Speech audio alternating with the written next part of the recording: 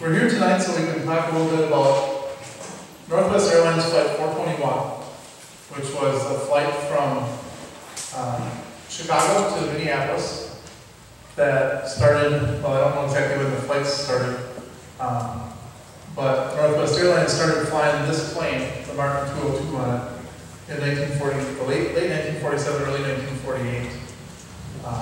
So it gives you kind of an idea of the time frame we're looking at. So this is just after the war was over with. So you've got people that are home from that. And aviation, of course, in World War II took got a real boost because of the military. So this Martin 202 airplane was considered to be, by Martin anyway, the company that made it, was considered to be the airplane that was going to unseat the DC-3 from commercial aviation. So for those of you that know a lot about airplanes, the DC-3 was a commercial airliner for 80 years, stayed in service for 80 years. So it has quite a story, just in its own. To give you an idea of the airplane itself was first introduced in 1947, and this will be something we kind of come back to a little bit later in your heads. It was the first airplane that the CAA, or the Civil Aeronautical Association, allowed to do what they call the accelerated service test. So before that, any commercial airline had to go through a 1-year testing time before it was allowed to start operating in commercial capacity. What this allowed them to do is they had to complete 150 to 200 hours of service, and they had to fly from place to place and then have it inspected along the way, hoping to recreate that 1 year's worth of time and worth of wear and tear in that 150 hours of flight. So to give you an idea, the Martin 202 did this. It flew about a little over 150 hours. And the way they did it is they flew it from city to city through 50 cities in the United States. And at each city they had to have a mechanic go out and inspect the wings and inspect the fuselage and the engines and things like that. So this was their way of trying to get commercial aviation a little bit faster from the drawing board to the airways. So because the Martin 202 was the first commercial flight, I should say, was in October of 47, so only about 10 months before the plane crash here in Fountain City happened. And when it was first being built, they actually took orders for over 100 airplanes, but only 47 were ever built mainly because of this crash and other issues that cropped up with the airplane over time. So the flight that we're actually talking about tonight, the one that crashed, was flown by one of these Martin 202s. And it left Chicago about 3:50 p.m., which was a little bit late because they knew that there was some bad weather in the area. So they took off. It was about 20 minutes late, from my understanding, heading to Minneapolis. And the flight went perfectly fine. Actually, when they got to the cross, they had dropped down to 7,000 feet they cruised at 8,000 feet on this flight. They dropped down to 7,000 feet, and in the cross they had asked to drop down to 6,000 feet, which at first people thought was because of the storm, but the Northwest Airlines controllers in that explained that it was very common for an airplane going to Minneapolis on this flight to start lowering its altitude in the cross because it had to step down before it got to the Twin Cities. And as you can imagine, if it left at 3:50 p.m. and it crashed in Fountain City just before 5, it only took it a little over an hour to cross the distance from Chicago here, so from here to the cities wasn't going to be very long either, so it really had to move fast. The pilot's last comments to control were that they were going to be dropping to 6,000 feet, and that was right after they had passed the cross.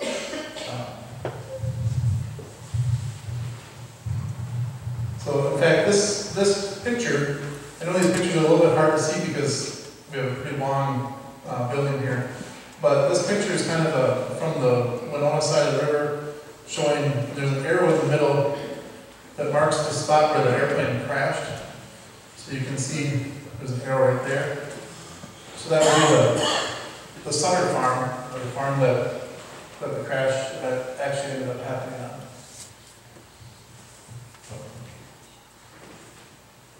All right.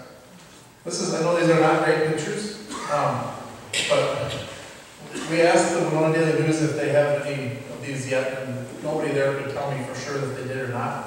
And obviously, they weren't able to find any if they do have them. So, but these are actually pictures we were able to get off of their online archives, which is a really cool tool that you can use to look at our area's history. You can see the crash site, and it looks pretty mangled. It's hard to see what exactly is there, but that's not all that uncommon.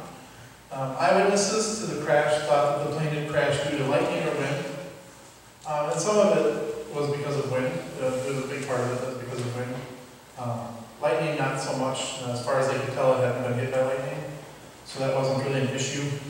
But some of the people that were able to watch the plane actually even mentioned seeing that maybe they saw a wing break off or shatter, some people had said, or I think one of the other examples was someone mentioned that they thought that the airplane started into a barrel roll, which was kind of true because when the plane did crash, part of it was because the wing fell off, and part of the wing fell off and it caused the plane to roll to the left. So that would have given that impression. What I found interesting was that the initial reports from the Northwest Airlines, of course the airline, had said that there were no structural or mechanical defects that were the cause of the plane, which we later on found out was not true. But as far as they knew, of course, there weren't. And I think with the storm there, it was easy to blame the storm immediately for the crash. So just to give you an idea, this crash happened about 5 minutes to 5, I believe it was. I'm not sure the exact time because, of course, it's hard to know the exact time. But eyewitnesses all basically placed their eyewitness accounts between 4:45 and 5. This picture kind of shows this is actually part of the wing, the left wing, that was found on the ground. And the initial media accounts, one of the advantages to the initial media accounts is that there were 2 men from the Winona Republican Herald that came over as soon as they saw what had happened and trying to find where this plane had crashed or if they could find anything about it. So they were, those 2 guys along with a couple more people from the Wisconsin side actually found this wing. And my understanding of it is that they were kind of by the midway, and they waded out in the water. They said it was about a quarter mile past in towards the river from where the railroad tracks are. So you were still quite a ways in, but pretty close to where the channel was, they felt, at the time.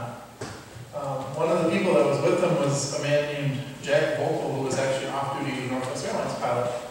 And he was able to look at the wing right away and see that it was from a Mark 202. He was able to recognize that. And then they proceeded to turn around and right away contact the authorities as soon as they could. And then they started working their way up the bluff because they felt that they knew the plane was going north. And so they followed the path to try and figure out if there was anything else they could do. By the time they got there was actually a crowd of people already starting to form by the Midway Tavern. Which, I mean, if you can imagine if something like this happened around here today, I'm sure a crowd would form pretty quick too. So, but yeah, the 3 people that were the ones that found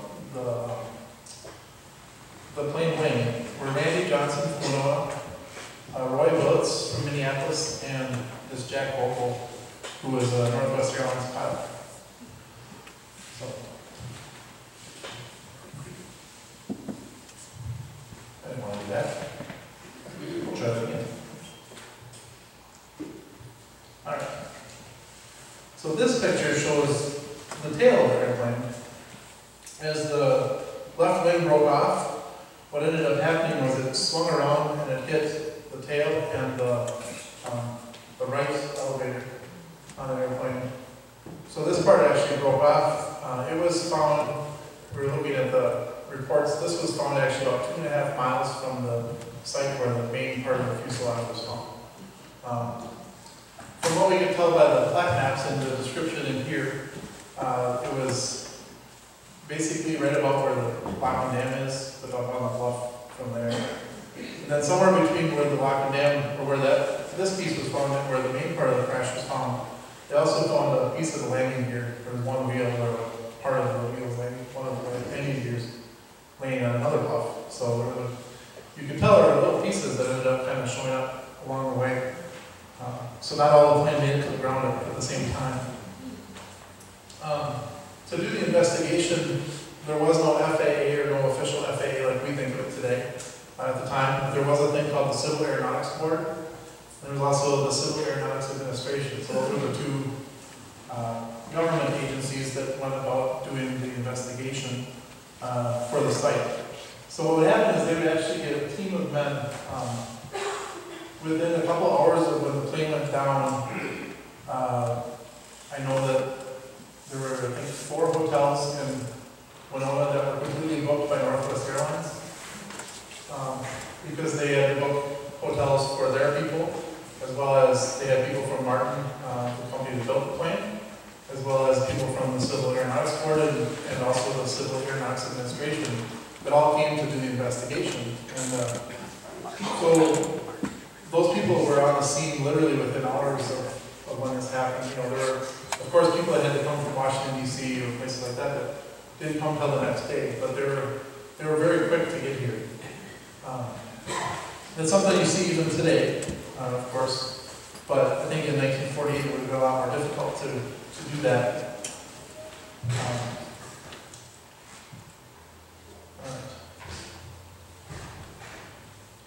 So this picture is another one from the paper, and we were discussing this a little bit earlier. The men you see pulling on the ropes are at the top of the hill, and what they were basically doing was steadying the ropes or holding onto the ropes. When the plane finally rested, it was down with a little bit of a valley that they said was about 200 feet down from where the top of the bluff was. And the only good way to get everybody out was to bring them up to the top of the hill. So they took ropes down the hill, and I don't know if any of you here will remember this or not, but supposedly they took ropes down the hill, and groups of 4 to 6 men would take a body, or if someone had pieces of the plane that they needed to bring out, they would take that and they would pull them. They'd use the ropes to pull themselves up because it was, of course, it had been raining the night before, or before the accident, and so the hillside was wet and slippery. That made it really difficult for any kind of recovery efforts. During the night, there was a father. I don't know how to say this guy's name, but I believe it's Freking of Winona. He was one of the priests at the Catholic Church in Winona. And he actually came over after the crash and performed last rites on there for every single person that was there, which I thought was a really interesting and a neat thing to see, that someone had that compassion to do that right away.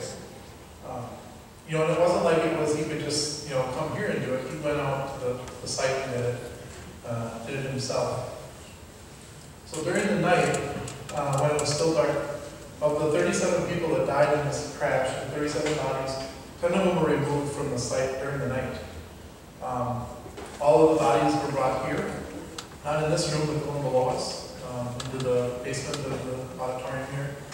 And this became the makeshift morgue for the crash. According to the reports, they had all the bodies removed by 1 o'clock the day after, so 1 o'clock in the afternoon. If you read through some of the articles that we have, I can give you some highlights or lowlights, however you want to put it, of them. But one example was that the men that found the wing along the river as they were climbing up the bluff, one of the first things they came to was a decapitated body of a man. What happened was the water from the storm was actually washed him down the valley, and they found him right away. They also found the body of a woman who, her body was intact, but her clothes had been ripped off by the accident in the storm. but she would still have her purse around her arm. So just kind of give you an idea of the weird, the oddities that kind of go along with such an accident.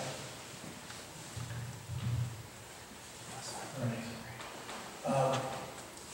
To give you an idea as well about how big of importance this was, the Fountain City switchboard in 1948, they fielded over 350 calls in about 24 hours from when the accident happened. In the papers, it talks about how many of them were collect calls, but that some were not. And it said that Northwest Airlines had agreed, they told them, don't worry about it, we'll cover any costs. Which is, I'm sure, something they felt they could do, that they should do. There's some interesting stories when we talk about the people that passed away. A lot of you have probably heard about the priest, or something about the priest that was on the plane. How many here have heard about a priest, a story about a priest? A few. Not as many as I thought, I would say, but there was a man named Father F.E. Seeginger. He was a priest from Jennings, Missouri. And he was found, they knew he was on the plane, but his body was found outside of the fuselage, which wasn't entirely uncommon.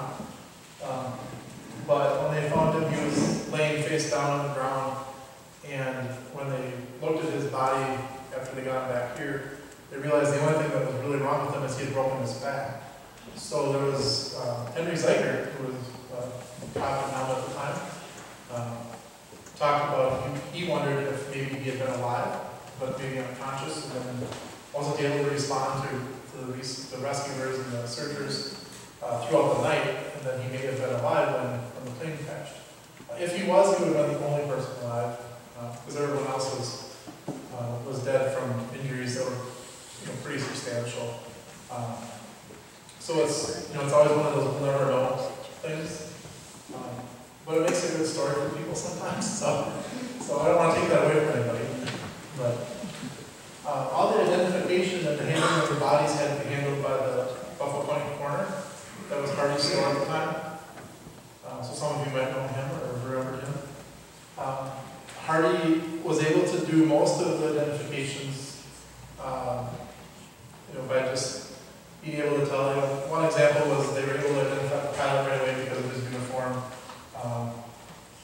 They were able to identify people because they had a wallet or a purse that had identification in it, so that was the way some of it was done. There were quite a few, though, where they had to have family members come to identify them. And one of the other things you'll see in some of the articles is they talk about how even to get body parts identified, they sometimes have to do fingerprint identification to figure out if an arm belonged to a certain body or what. So there were people that lost limbs and that during the crash. To give you an idea of how much people were interested in it, the newspaper said that as of at 11 a.m. the day after, the 31st, 11 a.m. the 31st, so that would be the day after the crash. So the second day, there were about 60 cars from 6 different states parked down by the Midway Tavern along the road. And they said there were several cars parked up by the Sutter farm, but the Sutters weren't going to let them drive through their fields out to where it was. And I don't know if this is a good thing or a bad thing, but there was one man who even decided it was a good time to sell melon in the back of his car. So he did that. They must not have run him off because they said that he sold everything. But, so it's rather interesting as you read through the newspapers.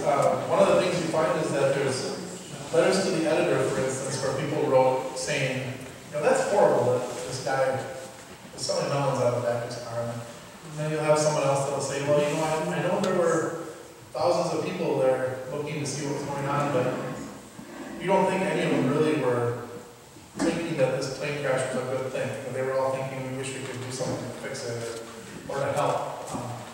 So you kind of see both sides from people. And I don't know, you can kind of take your own on some of that stuff.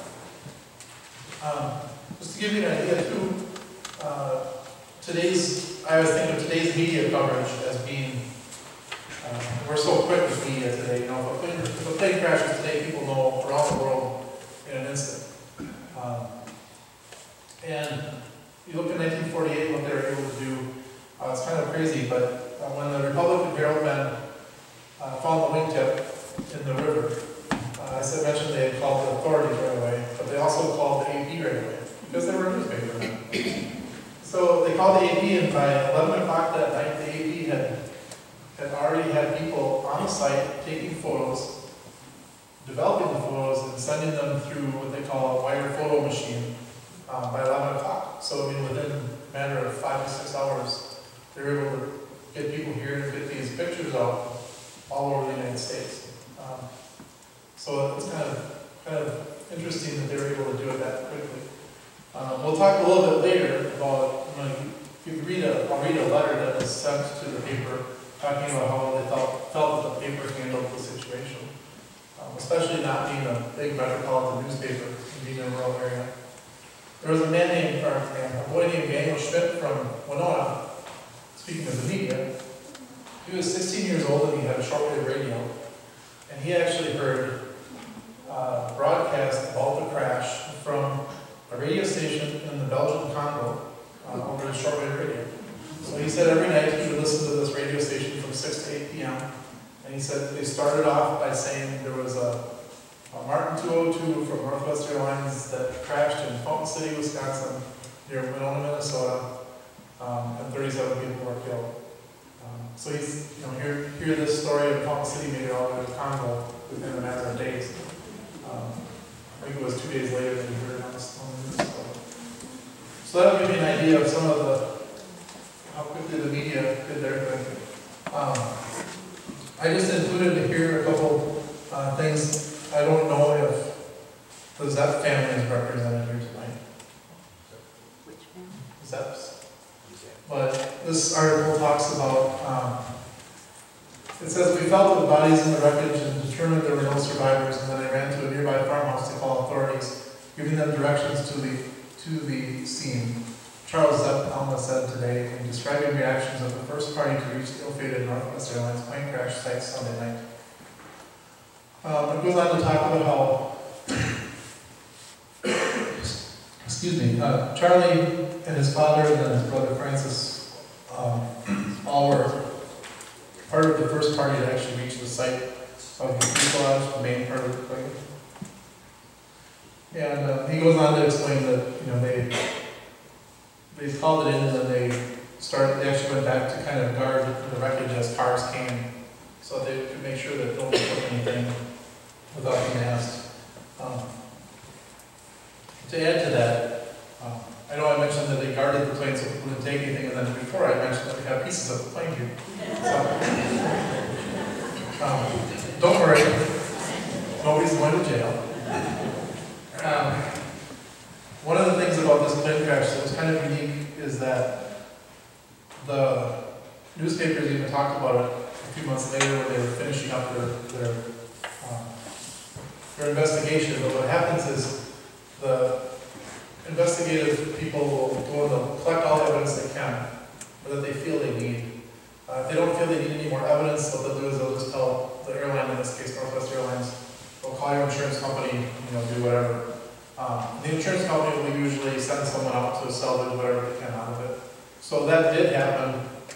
They salvaged some of the plane, but it's down a 200-foot cliff, a ravine, and it's hard to get out of there. So I think from the way I understand it, they really didn't feel it was worth the time and money to spend all that time and effort to get it out. So a lot of pieces were left there. And I don't know if anybody can attest to this. I know that many years later, the steps of the plane are still there. I don't know if they're still there today. But someone mentioned that they remember as a child playing on the steps out in the field. So it kind of gives you an idea of how that happened. The steps are still on my parents' farm. They still are on the parents' farm? Okay. So yeah, I mean, it's kind of odd that there's a piece of history sitting there from 67 years ago, but it's what happens. So have you seen them? Yes. Have you played on them? Yes. Yeah. This is another article out of the newspaper. I don't want to sound like I'm shorting the local newspapers, but we really covered a lot of this out of the Winona paper because they actually covered the news as it was happening. You know, the Journal and the Recorder and the Republican was gone, but the Journal and the Recorder, neither one of them, they were weekly papers, so by the time they put something in the paper, it was already kind of old news as far as the crash went. So there were articles in there, it's just that they didn't have as much about it. It was very general. So this is an example. It shows the picture, of course, of this building from those days. And you can see up here an article talking about how there's articles of the plane that were found by Winonans. Pieces were found in backyards, and there was a piece found in one of the baseball fields in Winona. Some other places like that, but you know, just parts that fell off and kind of drifted. And during a storm, the wind was pretty heavy too, so that probably didn't help anything. And then there was a man named Adolf Kramer. I don't know if anyone knows who that would have been. I was not able to find out for sure, but Adolf Kramer. So I don't know if he was necessarily Kramer's from the Winona area or not, but he wrote this article, which I thought was interesting to share. He says, I've seen a battlefield in a morgue for the victims of an airplane crash, and I'll take the battlefield if it's cleaner. He goes on to explain that when he was in Germany during World War II, he said they had been within the German lines when the British and Germans slugged out for several weeks on a canal. When the British finally pushed through, we bicycled down one sunny day to that canal. As we came into the fighting area, the fresh mounds of dirt appeared. These contained the bodies of fallen Britishers whom the friendly Belgians had given the best decent burial they could immediately get. But the bodies of the dead Germans lay atop the ground, sometimes alone in ditches, but then again in long straight rows. Except for shoes, which were a scarce item on the continent, they were fully clothed. He says later, I thought it was bad, and now I've seen the dining hall of the Fountain City Auditorium. I'd like to forget yesterday and remember instead the day 4 years ago in Belgium. So you can get an idea of how big, how heavy this weighed on people that were a part of the efforts. He was a publisher. He was a publisher? Okay. Now, we have a list of the victims as well. And you'll see as we go through, I'm not going to go through each individual one, but if you want to look at them later, I can show them to you. Again, there were 37, there were 34 people on the plane, 34 passengers, and 3 crew members, the pilot, the co-pilot, and the stewardess. The co-pilot, I believe it was, is the one, he grew up in the Low Cross area. He would actually be the closest as far as somebody that had a tie to the area. But many of them you'll find are from either Minneapolis or Chicago area. You see right away there's a fashion designer, president of Best Form Foundations, and they were a couple of people that were on the plane from New York, and I'm assuming doing business. The hardest for me is I see at the bottom of this one, the 4-year-old grandson with his grandpa and grandma on the plane. And then here we see Mrs. Waneke from Chicago, who had her 2 daughters, 2-year-old Meredith and 4-year-old some of the accounts said that when they found the wreckage, she was holding the 2-year-old in her arms. So,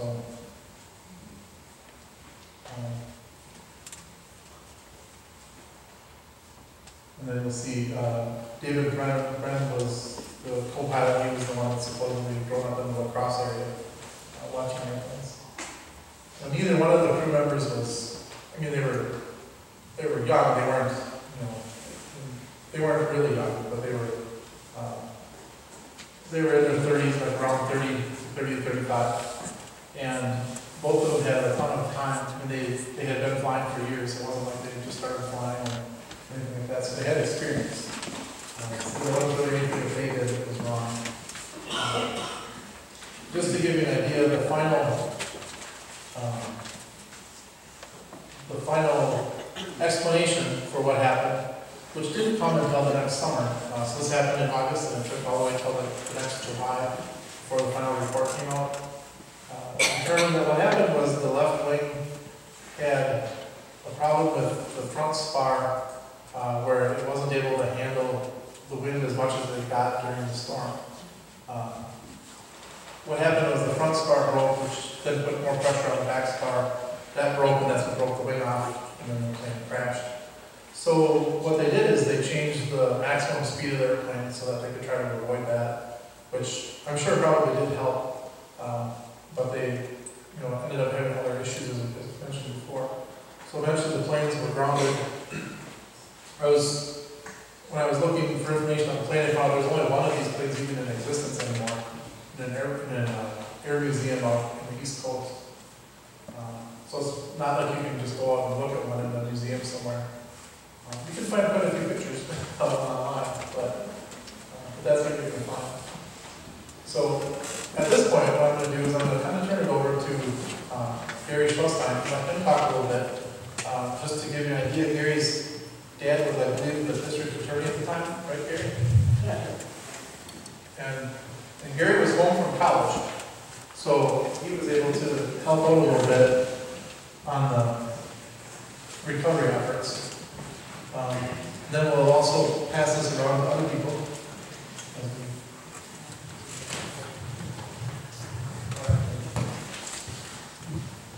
I was asked to share some memories.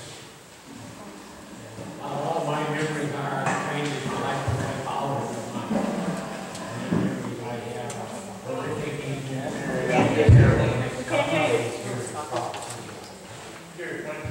Okay, there. How I got it. Like Kelly says, I was 20 years old at the time. I was back from service. I was going to University of Wisconsin. It was August. I was getting ready to go back to school. I was at my parents' home. My dad was district attorney. Back in those days, whenever there was a fatality in the county, the sheriff would call up the district attorney and the coroner, and they'd all go out to the scene and look it over and make sure everything was okay. So my dad gets a telephone call from Henry Reiner, the sheriff, saying that there's a plane that is crashed. It was described as a Piper Cub, and we have to go out there and check it out.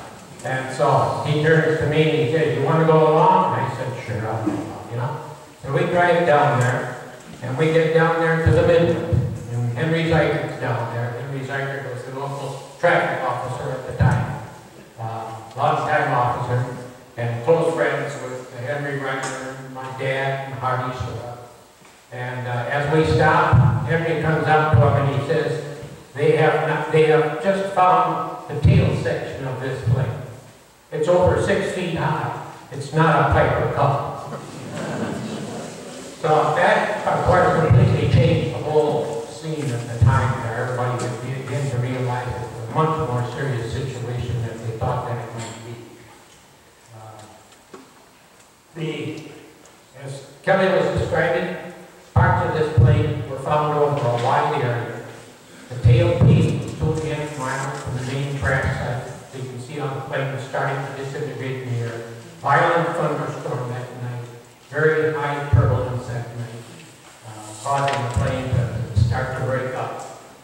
And the tail piece, for instance, was south of the Midway, on the ridge south of the Midway. The main crash site was north of the Midway. And news started coming in pieces to us while we were there. And before long, we learned that it was a two commercial airliner carrying regular amounts of people. We know now it's 34 passengers and three seats.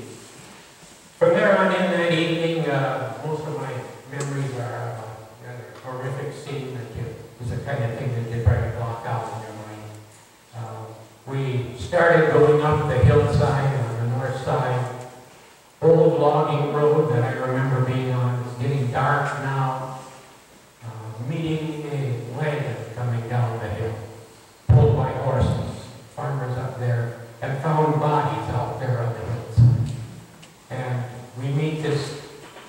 wagon coming down this old logging road, creeping along like that. Lots of silence. This is not a time when people do much talking.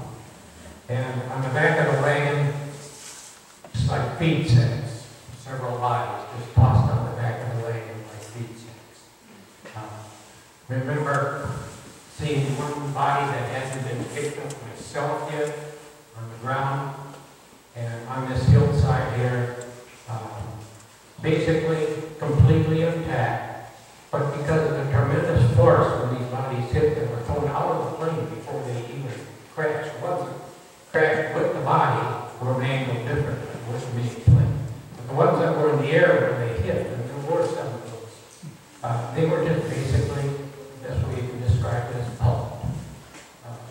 It's a horrible image, and it's always stuck out in my mind. Is this face looking up at me like the sky.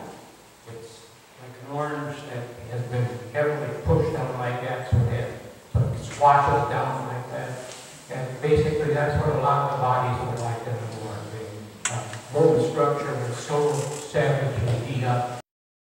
It was basically forms of bodies rather than intact bodies like we're more used to. I think that's the difference between a battle scene in a war zone and a crash like we saw there at that.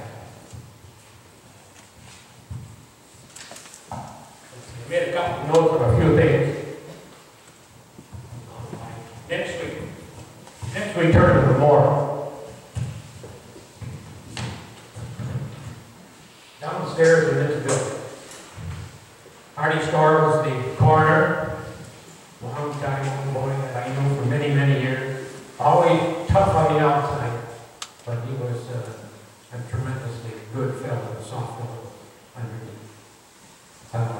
Many bodies were being laid out on the floor downstairs. Many bodies were in parts. Relatives were flying in the next couple of days, coming in by plane, train, to identify bodies. Very sad scene at that time. Lots of obvious sorrow, pain, sobbing. But people come in and see their loved ones in the condition that these bodies were. It's not like coming into identify somebody that is not going to die of other reasons and things like that. All kinds of personal belongings, people calling in about personal belongings as well. My father was, they got one call from the partner of one of the men that was on the plane. He was a businessman that was on the plane.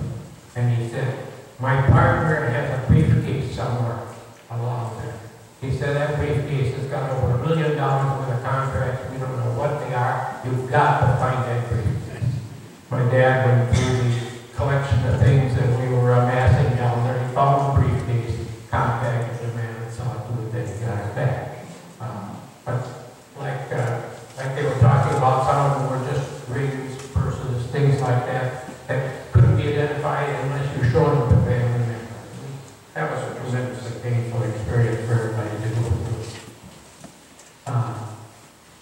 In the middle of this afternoon, one reason that I'm probably up here is basically you have to outlive all the people that know more about the crash than I do.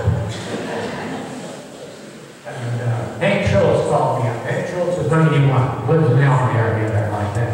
He said the next morning he got a call from his brother. His brother's name was Milton. He was living in California at the time. And he said, Hank, I just heard on the radio that there was a crash in Fountain City. And that Sheriff Reiner is out looking for volunteers to help bring the bodies back. That shows you how fast the news traveled at that time and how it really was nationwide.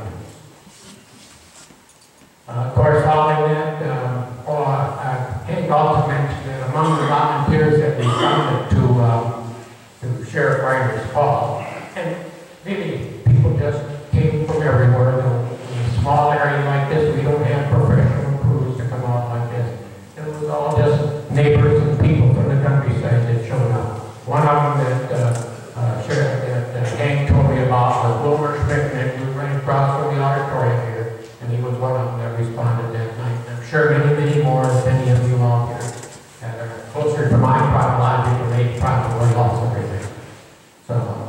about all I got to say. It was intensive investigation. All the tools ended up being grounded shortly after that. They ended up being taken off entirely.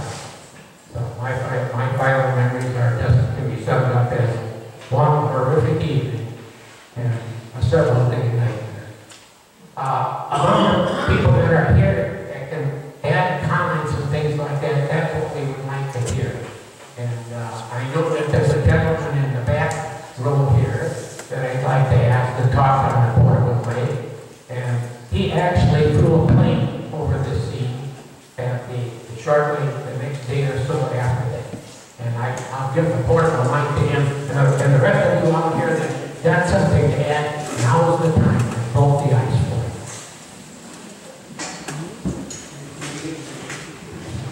I'm Glenn Canterbury. I don't know if you heard of Glenn Canterbury from Spring Grove, Minnesota.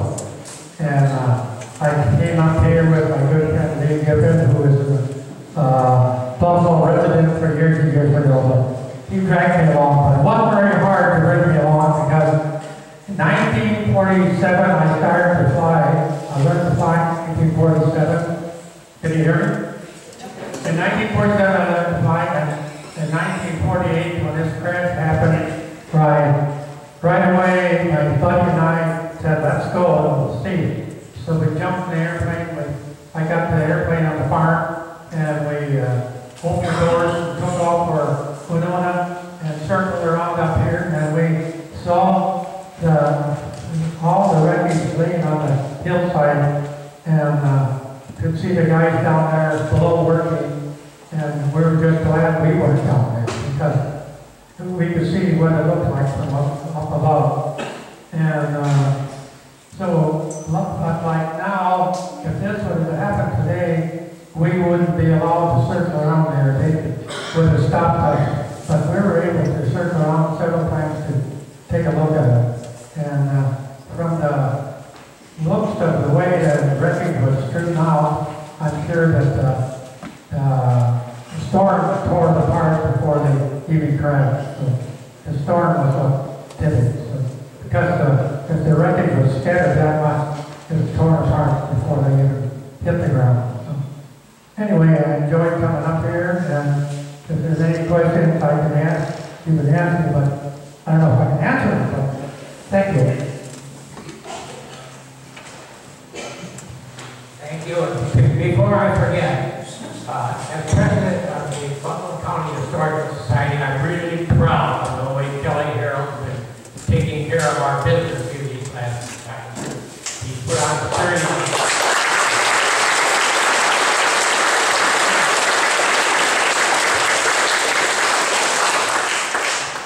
Well deserved, Kelly. Thank you all for that. I don't think I need the microphone. I talk loudly. Does anybody in here know what Ducey Suter's real name, or what her name was, besides Ducey? Do you know? Anybody know? Anyway, she was a telephone operator, and she was commended because she handled well over 300 calls, and every single call, going in or out, had to go through her. And that was back when we had the, like 7 of us were on one phone line. And so all night long our phone was ringing because the claim, had it stayed up another 3 to 5 minutes, we would have had at least plane parts on our land. And so the phone was ringing all night long. And that storm was really bad. I think they were using the term cyclone back then, which you never hear of anymore. I don't know if that's like an inland hurricane or what it is. But she really did a good job of handling all those calls. And I remember the truck backed up to the doors here with the body parts in it, and that days later they were finding ears on tree limbs and so on. And it was really raining hard. And people were with their kids trying to climb up that hill. I saw them myself. They'd go up one step and slide down about 2 because it was so muddy. But they were determined to get up there to see the parts. So anyway, that's what I remember. I think I heard someone say that Ducey's name was Dolores. I was going to try that one since it was 2 D's. Yeah. Dolores.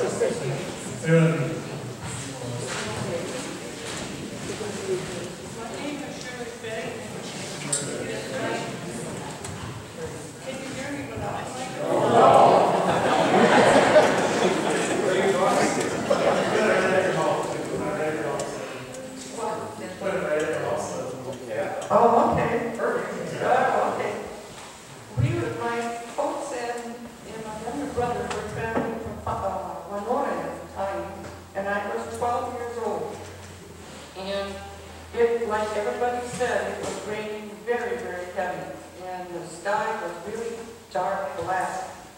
And my dad had to come over to the side of the road because the windshield wipers, it's raining more. And as the rain had let up, we looked up at the sky and we saw these objects coming out of the sky. Some were rolling, some came straight down. We didn't at the time did not know what it was. And then my mother had said, well, there's another object that's coming out, and evidently found out later it was the tail part, and the tail part was going like this, kind of like down, slower. And that's about all I remember at the time. But my parents got to go to the cities to testify to the morgue or wherever they had. Yeah, the final investigation, the public hearings were actually in Winona. Oh, I knew already, but I thought it was at the city. Yeah, well, yeah, I was surprised it was in Winona, but that's where they did it. They did it the next summer. To give, both of you mentioned the weather, and something that I didn't mention before. There was a lot of push after this accident because, well, like today, we have the National Weather Service office in La Crosse, and they had one in the Twin Cities, but nothing in between. And there was a lot of concern that if there would have been something in between, could that have prevented the crash from happening? Because the airplane would have known that there was something bad here.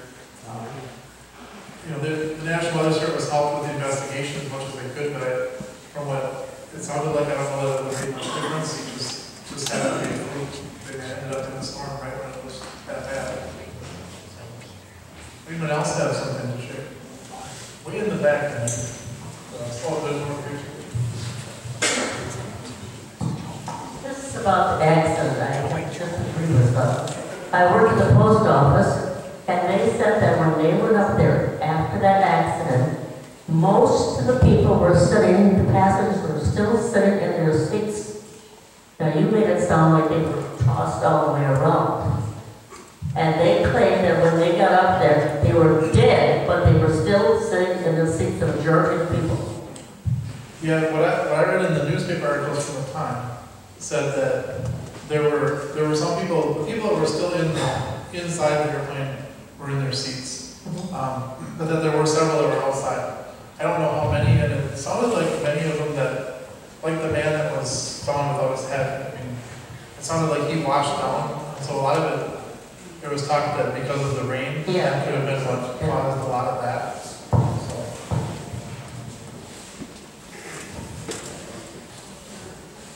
There's somebody way in the back there.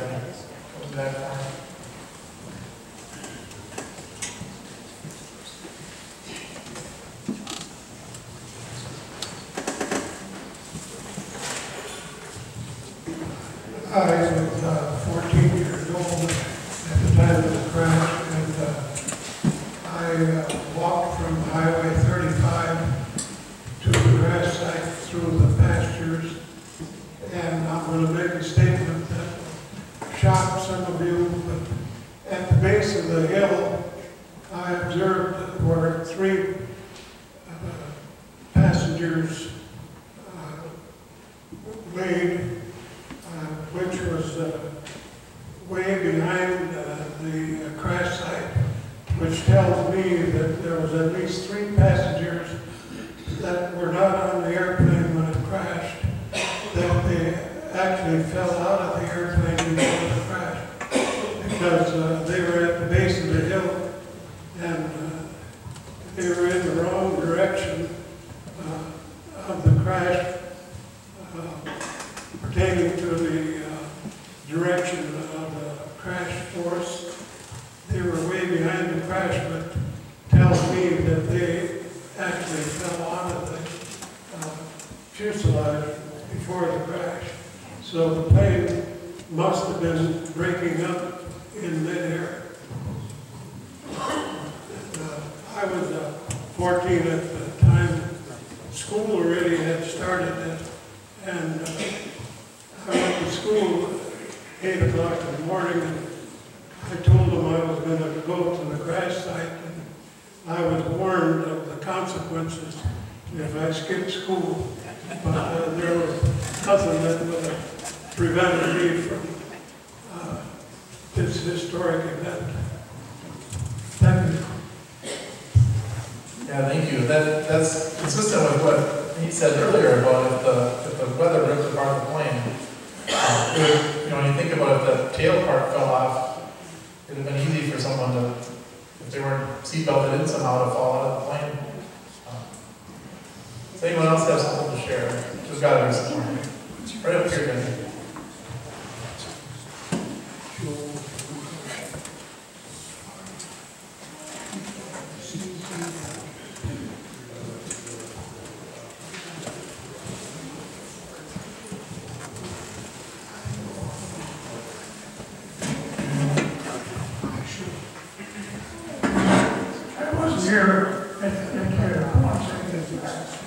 I was in the judge hospital in Mongolia, and there wasn't anybody and you were right in Mongolia, and I knew they were moving back to watch out, and I found out a week later that when they were crossing the Mississippi River, they ran into turbulence, and they couldn't get over it. And all of a sudden, the bottom of the house, they made it to the and I got the mail, which was everything was okay. There was an article a couple days later too that mentioned that there was a group of boys that were flying back from Chicago to Winona during this storm. But their plane was one of the planes that veered off and went all the way over by Mankato and then came back around the storm. Well, there was such a heavy rain, double line 35, traffic was out, so you could not get down 35. And I was sitting there with Doc Scamper and his son. And we got the word we could not get through to go up double wide to get to this accident. We had to go up 95 and all around. And I didn't come out of the car, but we drove right back to where the accident was. Anyone else? In the back there, going straight back.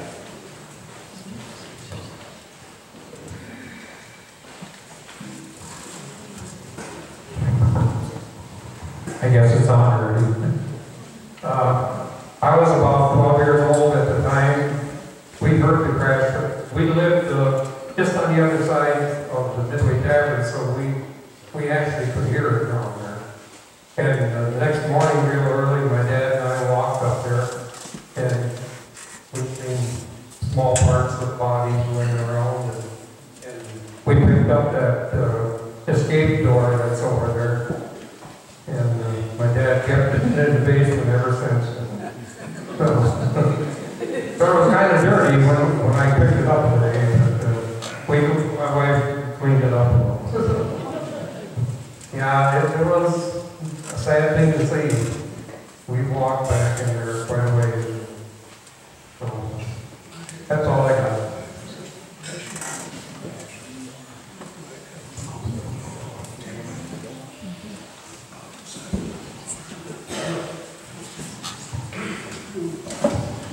I was 11 years old at the time, and most of the town people stood across the street there and watched as they brought the bodies in. I mean, that's kind of gruesome, but we also, our school had our hot lunches in the basement, and it took a long time to get over that. That was dark and howling. That was where we had our hot lunches. Yeah, there was talk about the fact that it was a cafeteria below here. And I know Gary mentioned there used to be a bowling alley, but we didn't know if it was here then. So, It's still there. it still is there. So everybody would go bowling after this. All right, does anyone else have anything to share for the program?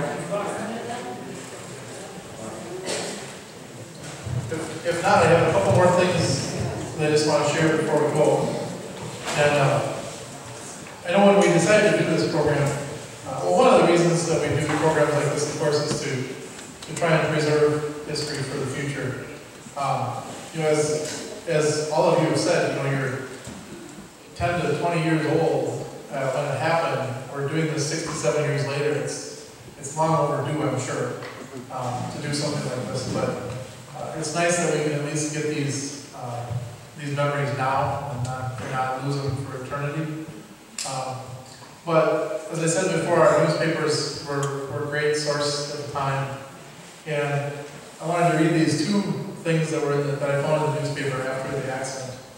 This first one was from Charlie Choate. So those of you who know the Choate building in Winona, I don't know exactly where Charlie fits in that family, but they're the same family. He wrote this memo to Steve, and Steve was the editor of the paper, or the owner of the paper at the time. And it goes, I know it's hard to read, so I'm going to just read the whole thing to you. It says, "Dear Steve, you picked the wrong time for your vacation. I'm not sure if you strange people who have printer's ink in your veins instead of blood should ever take a vacation. You missed the most horrible, stark, gruesome disaster that this community has ever experienced. Bleak, devastating tragedy hit without warning Sunday afternoon. A freak storm, small in area, caused the awful airplane crash that centered the attention of the world on our Winona hills. You can be proud of the heroic efforts of the men and women of this whole community to find and rescue the victims. Rescue was impossible. They found death. Horrible, mutilated, sudden death. As you have read, the difficulties of finding the wrecked plane were enormous, and even more difficult, the removal of the dead. It is impossible to list all the telephone operators, policemen, volunteer workers who gave to the limit of their endurance in this terrible emergency. Your own organization shouldered the responsibility of reporting to the world every detail of the disaster. Members of your staff were among the first to reach the scene. As the extent and details of the tragedy were uncovered, word flashed to a horrified. Your paper did a tremendous job under great difficulties in giving a coverage as complete as any metropolitan paper could have done. Great credit is due to each member of that organization of the Winona Republican Herald. Now, Steve, why? We must learn what we must do to make such accidents impossible. Two planes flying the same course turned west and flew almost to the Dakotas to avoid the storm. Why are there no air weather stations to completely cover this area? How soon can we get them? When the answers have been found, we know we will find them in the news column of our paper. Charlie Choate. So that was one example of you know, the community's response. And as most of you know, especially in the 40s and 50s, and even up until very recently, people really relied on their local newspapers for this type of news. I mean, I'm sure you could hear it on the party line, as we were talking about, but you don't know if that's true, so. But this other one, I want to leave you guys with this one. This is about the same length, so I'm sorry I'm reading for a long time. But I think this one's an important one for you to understand, or get a really good idea of what this was like for those people that were part of it. This article is titled, "I'll be home soon," says letter found in record. The enormity of an airplane crash is staggering. It is not just the size of the accident scene, the completeness of the casualty list, the hundreds and thousands of idle spectators, or the countless number of hands employed in salvage operations. It's not just the gathering of important figures in the aviation industry at the scene, men from federal bureaus, airline officials, and professional troubleshooters in accidents of this type. No, they are just a small part of the total picture. The enormity raises its head when tentacles of the tragedy spread their arms to all parts of the nation, into homes in New York, Chicago, Kentucky, and other places, but until Sunday were just dots on the map of the country. And the enormity reaches its peak in the grief which follows the stunned realization that in one split second, 37 carefree persons have been mangled and crushed in the violent meeting of a forcefully moving machine with an immovable object. One must look behind the scenes to fathom the magnitude of the whole affair. One must surmise the feelings of those who perished as they set out on a journey. One must see the gathering of the relatives of the dead in the cramped corridor of the Fountain City Auditorium, which was converted into a temporary morgue, each one living on the faint but inextinguishable hope that their loved one might have missed the plane. One must see the sag in their shoulders as some small piece is brought to them for identification, which tells the story they have so dreaded to face. There is a letter picked up at the scene, dirty, soiled, and bloodstained. "Dear mother," it begins, "I'll be seeing you soon." There is a man sitting at the morgue.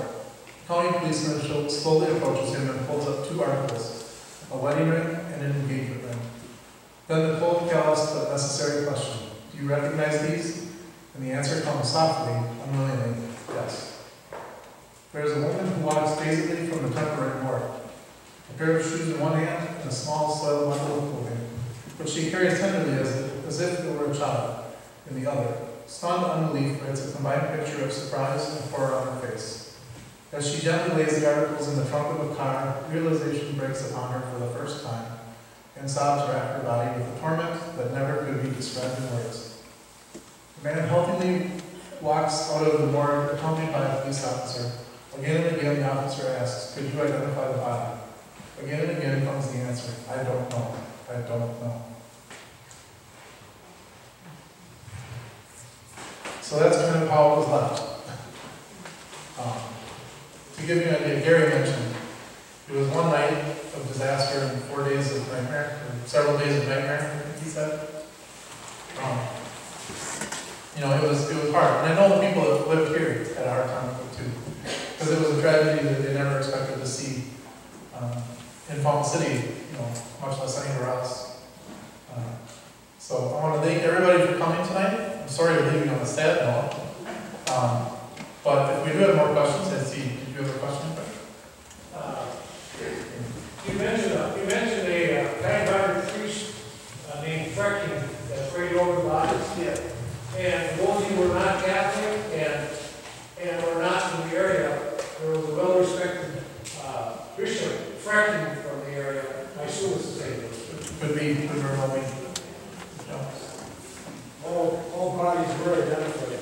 Yep, all the bodies were identified. The last one was identified basically due to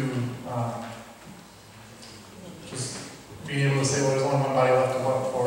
That's kind of how they ended up doing it. That's my understanding. The other thing I've heard, I've seen some of the pictures myself. Gary mentioned Sheriff Reiner was the sheriff at the time, and I know I've seen some of the pictures that his family has from the accident. And I told somebody I was glad I saw him once, but I'll never forget him. I'm sure until the day I die. So, they're not huge pictures. It's just that it's just so obvious that it's just disaster. It's hard to forget that. So. At the end of the morgue scene, when they were finding down the one body, there were 3 legs. And Hardy said, well, this leg can't stay alone. It's got to go home with somebody. He put it in the last gasp.